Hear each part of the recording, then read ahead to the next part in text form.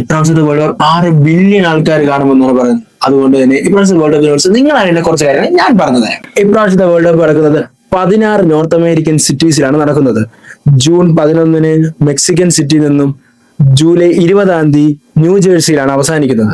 അതുകൊണ്ട് തന്നെ ഇപ്രാവശ്യത്തെ വേൾഡ് കപ്പാണ് ഏറ്റവും വലിയ വേൾഡ് കപ്പ്. അത് പറയാനുള്ള കാരണം വെച്ചാൽ 1930 13 ടീം വെച്ച് മാത്രം തുടങ്ങിയിരുന്ന വേൾഡ് 2026 വരുമ്പോഴത്തേക്കും 48 ടീമാണ് ഉള്ളത്. അതിൽ ഓരോ ഗ്രൂപ്പിലും 4 ടീം വെച്ചാണ് ഉള്ളത്. അതിൽ ഓരോ ടീമുകളും മറ്റൊരു ടീമായിട്ട് ഒരു പ്രാവശ്യം കോമ്പീറ്റ് ചെയ്യും. അങ്ങനെ ബെസ്റ്റ് 32 ടീമുകളായിരിക്കും റൗണ്ട് ഓഫ് 32 ക്വാളിഫൈ ചെയ്യുന്നത്. അത് കഴിഞ്ഞ് round of 16, quarter final, semi final, final. അങ്ങനെയാണ് ഈ ടൂർണമെന്റ് പോകുന്നത്. ഒരു ലോകകപ്പ് മാച്ചിൽ 90 മിനിറ്റ് ആണുള്ളത്. അത് ഡ്രോയിലോട്ടാണ് പോകുന്നതെങ്കിൽ എക്സ്ട്രാ ടൈമോ, അത് കഴിഞ്ഞ് പെനാൾട്ടീസിലോട്ടോ പോവാം. അങ്ങനെ പെനാൾട്ടീസ് ജയിച്ചിട്ടുള്ളത് 2 ടീം മാത്രമേ ഈ വേൾഡ് കപ്പിലുള്ളൂ.